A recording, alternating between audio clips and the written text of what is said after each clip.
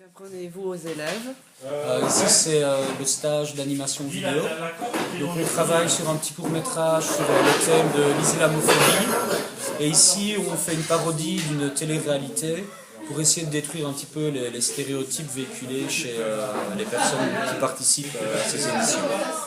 Que pensez-vous de l'activité?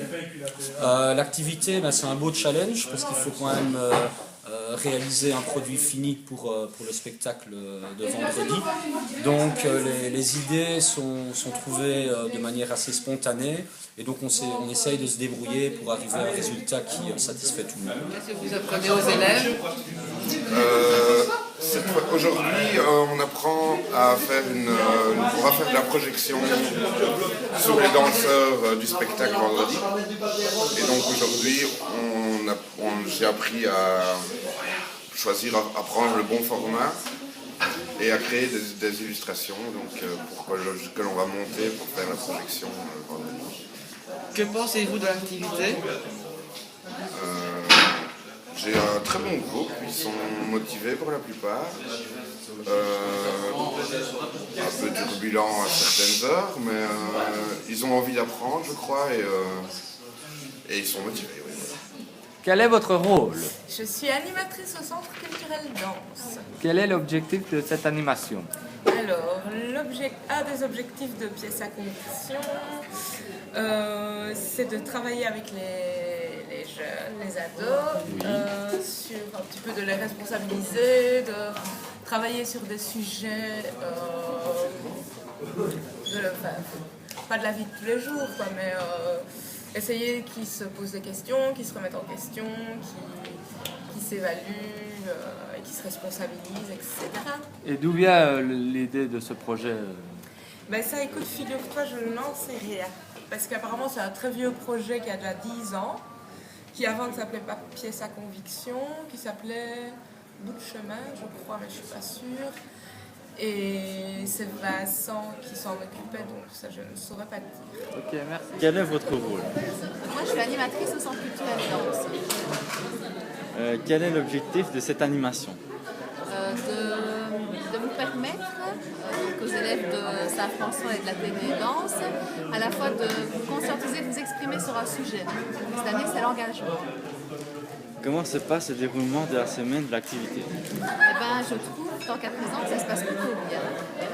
Je trouve que vous êtes tous relativement inventifs et quand certaines choses sont refusées, vous rebondissez bien, donc ça me plaît. D'où vient l'idée de ce projet? C'est un projet qui est né ici au Centre culturel il y a plus de 10 ans. Je n'étais pas encore là, donc je ne saurais pas vraiment expliquer en quelques mots la naissance du projet. Qui êtes-vous et que faites-vous ici?